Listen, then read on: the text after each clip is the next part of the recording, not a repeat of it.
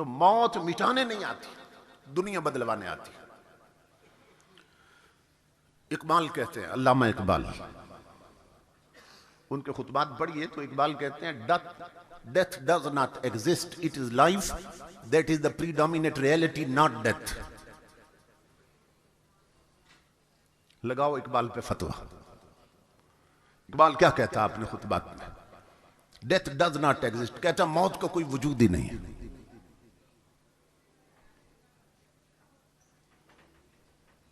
It is life that is the predominate reality, not death. Iqbal कहता है मौत का कोई वजूद ही नहीं है, हर तरफ जिंदगी है। कब्र के बाहर भी जिंदगी थी, कब्र के अंदर भी जिंदगी है। मौत सिर्फ दुनिया बदलवाने आई है, इसके जरिए से अल्लाह उसकी दुनिया बदल देता है। तो कब्रों में जाके लोग मिटते नहीं। आप हदीस सुनते रहते हैं हुज़ूर सल्लल्लाहु अलैहि वसल्लम की, गौर नहीं करते। हुजूर ने फरमाया, कब्रुल मोमिन रोज़तुम मिन रियाज़िल जन्नह, मोमिन की कब्र जन्नत के बागों में से एक बाग होती है। तो मोमिन की कब्र क्या होती है? जन्नत का बाग होती है। ये हदीस सुनते रहते हैं ना, मोमिन की कब्र जन्नत का बाग होती है और काफिर की कब्र जहन्नम का गड़ा होती है।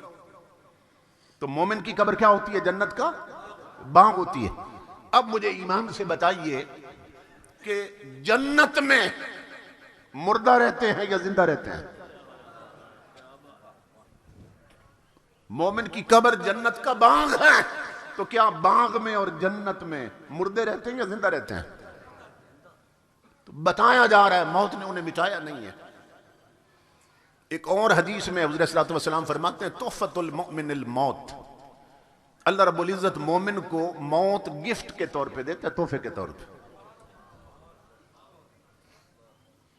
ये मिशकात शरीफ की हदीस उठा के देख लें, मोमिन को मौत गिफ्ट और तोहफे के तौर पे देता है अल्लाह रब्बुल इज़्ज़त। अब मुझे बताइए कि तोहफा क्यों दिया जाता है? हुजूर की हदीस पाक है, इमामुल अंबिया ने फरमाया कि एक दूसरे को तोहफे दिया करो, इससे मोहब्बत बढ़ती है।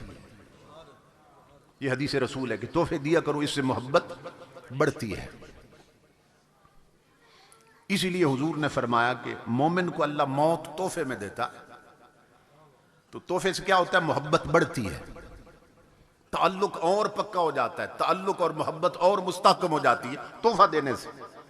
अब मुझे बताइए कि बंदा बंदे को तोहफा दे तो मोहब्बत और पक्की हो जाए, और खुदा अपने वली को तोहफा दे और वो मिट जाए, तो फिर ये तोहफा तो ना हुआ। तो तोहफा का लफ्ज लगाकर इमामुल अंबिया ने बता दिया कि मोमिन को मौत मिटाने नहीं आती, उसे और बुलंद कर देती है, उसका ताल्लुक अल्लाह से और पक्का हो जाता है। कलंदर लाहौरी जो है अल्लामा इकबाल रहमतुल्लाह ताला अलैह,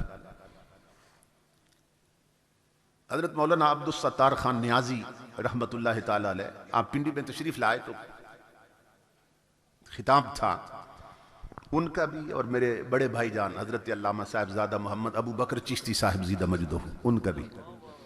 तो मेरा भी खिताब था। तो हम खाने पे जब इकट्ठे हुए तो बात चली अल्लामा इकबाल की, चूंकि खास ज़ौक़ रखते थे अल्लामा नियाज़ी रहमतुल्लाह ताला अलैह इकबालियात के हवाले से।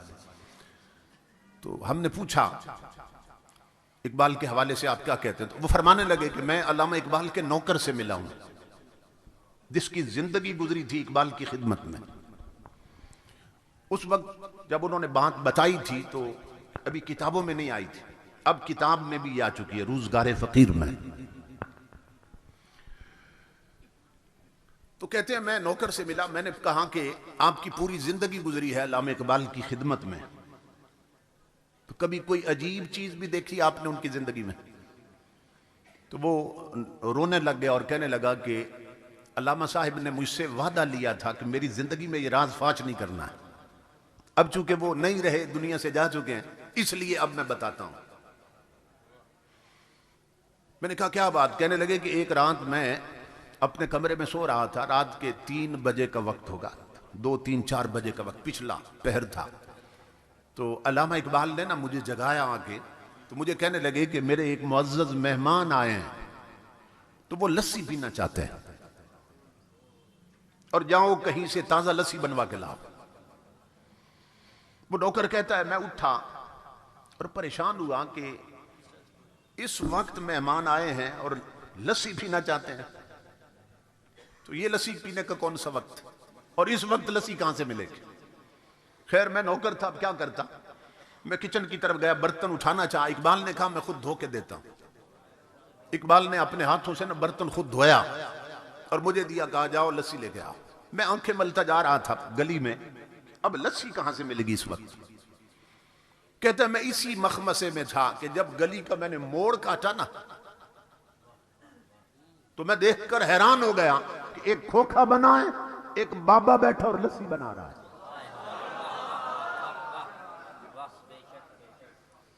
मैं हैरान हो गया, ये रातों रात दुकान कैसे बन गई, खोखा कैसे बन गया, और इस बाबे को मैंने पहले कभी नहीं देखा। ये भी सवाल था, ये कौन है, और दिल में खुशी भी हुई कि चलो काम करीब से हो गया, दूर नहीं जाना पड़ा। तो ये सुबह ताकीद करेंगे ये खोखा किसी ने बनाया। मैं गया बाबा जी के पास, अस्सलाम वालेकुम। वालेकुम अस्सलाम। अलैक सलैक के बाद मैंने कहा जी लस्सी बना दे। उन्होंने लस्सी बना के दी। जब मुझे बर्तन थमाया उन्होंने, तो मैंने कहा बाबा जी कितने पैसे हैं। तो वो हंस के फरमाने लगे, ले जाओ, इकबाल से हमारा मामला चलता रहता है, इकबाल से हमारा मामला चलता रहता। वो कहता है मैं इस पर और हैरान हुआ कि ये बाबा जी इकबाल को भी जानते हैं, और मैं इकबाल के हर जानने वाले को जानता हूं, और मैं इस बाबे को नहीं जानता। बहुत हैरान मैं आया, मैंने अलामा साहब को ना बर्तन दिया, उन्होंने कहा अपने कमरे में जाओ। मैं अपने कमरे में बैठा था चारपाई पे, वो मेहमान की खिदमत में गए और लस्सी पेश की। थोड़ी थोड़ी बातों की आवाज आ रही थी। अब मैं मुंतजिर था कि अगला क्या ऑर्डर है, मेहमान यहीं ठहरेंगे या अभी रुखसत होंगे। कहते हैं मैंने महसूस किया कि मेहमान रुखसत हो रहे हैं। मैंने देखा सेन में मेहमानों ने इकबाल को सीने से लगाया, पेशानी चूमी और निकले। मैं दौड़ा, मैंने कहा लामा साहब मैं कुंडी लगा देता हूं, आप सो जाएं। इकबाल अपने कमरे में, मैंने कुंडी नहीं लगाई। मैं ना पीछे निकला कि देखूं तो सही आधी रात को आने वाला कहां जा रहा है, ये मेहमान कौन था। वो कहता अल्लाह की इज्जत की कसम मैंने देखा कि उस मेहमान ने एक कदम उठाया इकबाल के दरवाजे से, दूसरा गली के आखिरी कोने पे रख दिया और गायब हो गए। मैं दौड़ा पीछे कि इतना बड़ा कदम जिस्मानी नहीं होता, ये रूहानी होता है। नाराए तकबीर, नाराए रिसालत, नाराए हैदरी। जिसने ईद मिलादुल नबी, आले नबी औलाद अली पंचतन पाक, आले नबी औलाद अली पंचतन पाक, पीर सियाल, पीर सियाल, पीर सियाल, पीर सियाल, लजपाल, लजपाल, लजपाल, लजपाल, लजपाल। इत्थे मेरा सैयद पीर मेहर अली बोलिया। पीर मेहर अली फरमाते ने ए फुट्टी कोई सियाही हो सी, फुट्टी पंजाबी दे लफज कपास नूं बोलदे ने। फुट्टी कोई सियाही हो सी और दुध यारो सजना दा आग विच सही सियाला लाई हो सी जी, दुध साई सजना दा जाग सियाला लाई हो सी। नाराए हैदरी, मसलक के हक अहले सुन्नत अजमान। मैं हैरान था, ये कदम जिस्मानी नहीं हो सकता, ये रूहानी कदम उठा। मैं दौड़ा पीछे कि वो कहां गए। जब मैं गली के कोने पे पहुंचा तो और हैरान हुआ, न खोखा न खोखे वाला, मेहमान भी गायब, खोखे वाला भी गायब। मैं पलटा, इकबाल के कदमों पे पगड़ी उतार के रख दी। मैंने कहा कलंदर लाहौरी मुझे बता ये आने वाले मेहमान कौन थे, और अब ये भी बता खोखे वाला बाबा कौन था।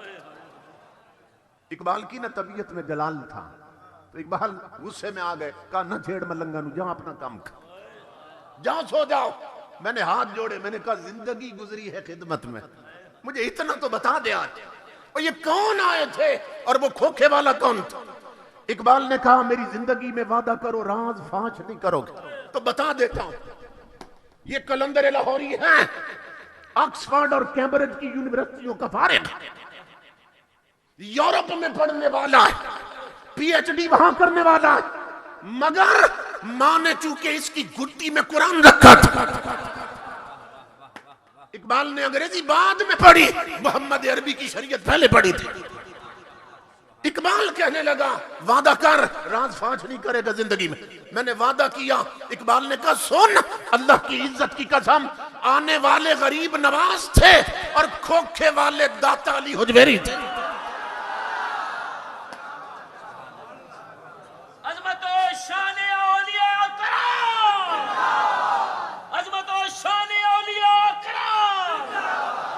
इसीलिए इकबाल कहता है death does not exist, it is life that is the predominant reality not death. कहता है मौत का कोई वजूद नहीं, कब्र के बाहर भी जिंदगी थी, कब्र के अंदर भी जिंदगी।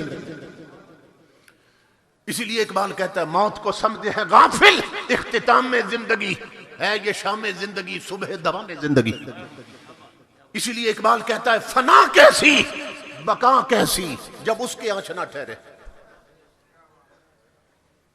फना कैसी जब उसके आशना ठहरे। हमें जिससे मोहब्बत हो तो हम चाहते हैं हमारा महबूब मिट्टी में मिले, बोली ये मोहब्बत का तकाजा है।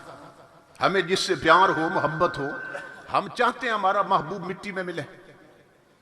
इमाम अल अंबिया के गुलामों, तो जब बंदा नहीं चाहता उसका महबूब मिट्टी में मिले तो वो कादिर होकर अपने यारों को मिट्टी में मिलने देता है।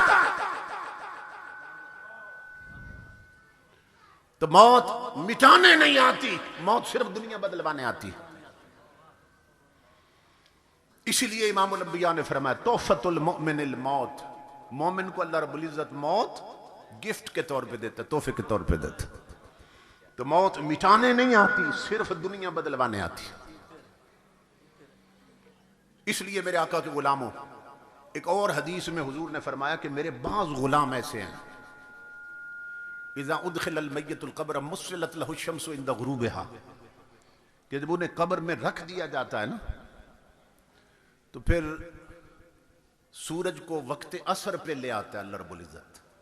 कब्र में अगर आधी रात के वक्त भी मैयत को दफन करें तो जब कब्र वाले बनाने वाले और मिट्टी डाल के पलट के आ जाते हैं तो मैयत को कब्र में वक्त असर मालूम होता है। वो देखते हैं सूरज डूबने वाला है, तो मुस्सिलत लहु शम्सु इंदा गुरूबिहा, हदीस में कि अल्लाह सूरज का तमस्सुल फरमाता है और वक्त गुरूब पे उसको दिखाता है। अब ये जब मंजर बन जाता है तो अब फरिश्ते आते हैं सवाल करने के लिए।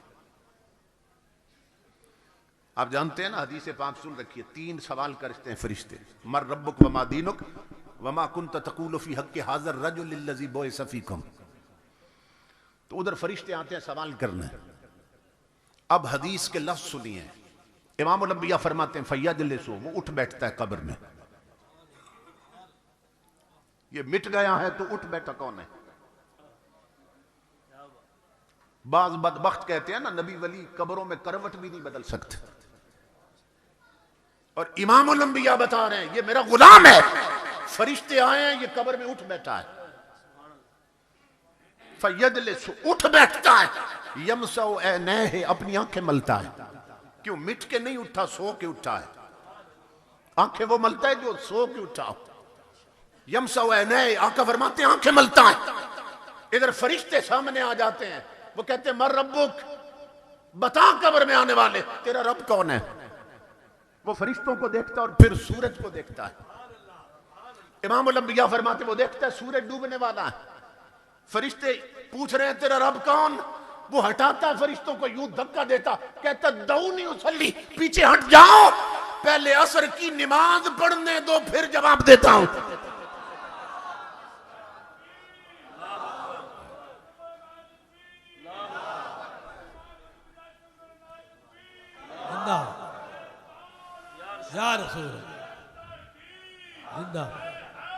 या अली लाजपाल लाजपाल लाजपाल लाजपाल लाजपाल लाजपाल लाजपाल लाजपाल लाजपाल लाजपाल। कहता है पीछे हट जाओ, पहले मुझे असर की नमाज पढ़ने दो। तुम्हारे सवालों का जवाब बाद में देता हूं, कहीं मेरी नमाज ना रह जाए। ये हदीस यहां खत्म हो जाती है। फरिश्ते आते हैं, कहते हैं तेरा रब कौन? वो कहते हैं पहले नमाज पढ़ दूं फिर जवाब देता हूं। ये हदीस यहां खत्म हो जाती है। हकीमुल उम्मत मुफ्ती अहमद यार खान नईमी रहमतुल्लाह ताला अलैह, आपने इस हदीस की शरह में लिखा है कि यहां हदीस खत्म क्यों हो गई। फरमाते इसलिए कि बात ही खत्म हो गई। कुछ हुजूर के उम्मती ऐसे हैं, फरिश्ते कहते हैं तेरा रब कौन? वो कहता है पहले नमाज पढ़ लूं फिर बताता हूं। फरिश्ते उसकी कब्र से पलट जाते हैं, वो नमाज शुरू कर देता है, फरिश्ते पलट जाते हैं और फिर कयामत तक लौट के नहीं आते पूछने के लिए तेरा रब कौन है। और सबका मरना एक जैसा नहीं, सबकी कब्रें एक जैसी नहीं। लौट के नहीं आते क्यों? कि उनके हर सवाल का जवाब इसने दे दिया। फरिश्तों को खबर हो जाती है कि जिसे कब्र में भी नमाज की फिक्र लगी है, इसकी दुनिया की जिंदगी किस ढंग में गुजरी होगी। तो ये इमामुल अंबिया के सच्चे गुलाम ये कब्र में भी नमाज की बात छेड़ देते हैं। ये कौन कह सकेंगे कि पहले नमाज पढ़ लो? क्या वो कह सकेंगे जो ताश की बाजी नहीं छोड़ते और सजदे छोड़ देते हैं? जो होटल पर हुक्के का काश नहीं छोड़ते और नमाजें छोड़ देते हैं, वो कह सकेंगे? क्या वो माए बहने बेटियां कह सकेंगी जो डरामा नहीं छोड़ती और रब के सजदे छोड़ देती हैं? क्या वो जवान कह सकेंगे जो क्रिकेट मैच के लिए जुमे की नमाजें छोड़ देते हैं कि पहले नमाज पढ़ ले? क्या वो कह सकेंगे? ये कौन कहेगा जिसकी पेशानी में सजदे का नूर होगा, जिसके पांव मस्जिद के रास्ते पे चलने के आदी होंगे? ये वो कह सकेगी कि जिसने टीवी नहीं मुस्तफा का मुसल्ला आबाद रखा होगा? सिर्फ वो कह सके। तो जब सबकी जिंदगी एक जैसी नहीं तो सबकी मौत भी एक जैसी नहीं होती। तो जब सबकी मौत एक जैसी नहीं तो सबकी कब्र भी एक जैसी नहीं होती। हजरत राबिया बसरी हैं औरत, हजरत राबिया बसरी औरत हैं, मगर अपने रब के साथ ऐसी लौ लगाई कि अपने दौर के बड़े बड़े मर्दों को पीछे छोड़ गए। औरत हैं, कब्र में गई, कब्र में फरिश्ते आ गए पूछने तेरा रब कौन है? फरिश्ते आके कहते हैं राबिया मर रब्बुक, तेरा रब कौन है? ये औरत है मेरी माओ बहनों बेटियों। फरिश्तों को फरमाने लगी मन अंतुमा, पहले बताओ तुम कौन हो? मुझसे रब का पूछने वालों, पहले बताओ तुम कौन हो? उन्होंने कहा हम फरिश्ते हैं और हमारी ड्यूटी है जो भी कब्र में आते हैं उससे सवाल करते हैं, पूछते हैं।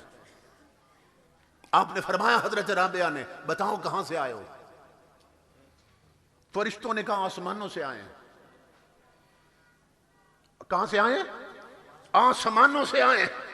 जब कहा ना आसमानों से आए, हजरत राबिया बसरी जलाल में आ गई और फरमाया तुम ऊपर से इतना नीचे आए, तुम्हें रब नहीं भूला?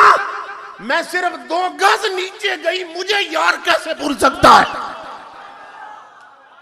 तकबीर, नाराए रिसालत, नाराए हैदरी, नाराए हैदरी, पीर सियाल, पीर सियाल, लाजपाल, लाजपाल।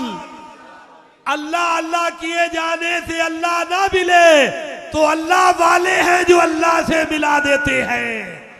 अल्लाह अल्लाह किए जाने से अल्लाह ना मिले तो अल्लाह वाले हैं जो अल्लाह से मिला देते हैं। नाराए तकबीर। क्या तुमने मेरा ताल्लुक इतना कच्चा समझा है तुम ऊपर से इतना नीचे आओ तुम्हें रब न भूले, और मैं सिर्फ 2 गज नीचे गई मुझे मौला भूल गया। ऐसी भी औरतें गुजरी हैं। और हजरत बा यजीद बिस्तामी जब कब्र में गए, फरिश्ते आ गए पूछने, मर रब्बुक, तेरा रब कौन है? फरमाया मन अंतुमा, पहले बताओ तुम कौन हो। कहा जी फरिश्ते हैं, ड्यूटी लगी है। आपने फरमाया तुम्हें नहीं मालूम जब किसी के पास जाते हैं तो सबसे पहले हुजूर की सुन्नत क्या है? अस्सलाम वालेकुम कहते हैं, ना सलाम ना दुआ, और आके गुफ्तगू शुरू कर दी, रब कौन है? निकलो कब्र से, पहले मेरे रसूल की सुन्नत अदा करो। फरिश्ते कब्र से बाहर, कहा जी अस्सलाम वालेकुम, फरमाया वालेकुम अस्सलाम, अब आ जाओ। कब्र में दाखिल हुए, कहा अब पूछो। कहा बताइए जी रब कौन है? आपने फरमाया मुझे ये बताओ, ये जो मुझे तुमने सलाम कहा तो मोमिन समझा या काफिर समझा? मोमिन समझ के सलाम कहा या काफिर समझ के? उन्होंने कहा जी मोमिन समझ, क्योंकि काफिर को सलाम नहीं कह सकते। उन्होंने कहा जी मोमिन समझ के सलाम कहा है। तो आपने फरमाया फिर मोमिन तो वही होता है जो उसे मानता है। और फिर ये बताओ, अगर मैं कह दूं तुम्हारे सवाल के जवाब में मेरा रब अल्लाह है, और तुम पलट के जाओ जिधर से आए हो, अल्लाह कह दे बा यजीद मेरा बंदा नहीं है, तो मेरी मानोगे या उसकी मानोगे? फरिश्ते कहने लगे जी उसकी मानेंगे। तो हजरत बा यजीद फरमाने लगे फिर इतना लंबा सफर करने की जरूरत क्या थी? वही उसी से पूछ लेना था, बा यजीद तेरा है कि नहीं है? इन्हें मौत मिटा सकती है?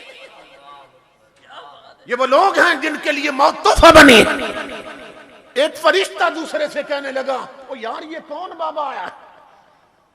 हम सवाल करते हैं, ये पलट के हम पे कर देता, ये कौन है? जब उसने फरिश्ते से कहा ना ये कौन है, उस वक्त मेरे रब की आवाज आई, इससे न पूछ कौन है, मुझसे पूछ ये कौन आया है।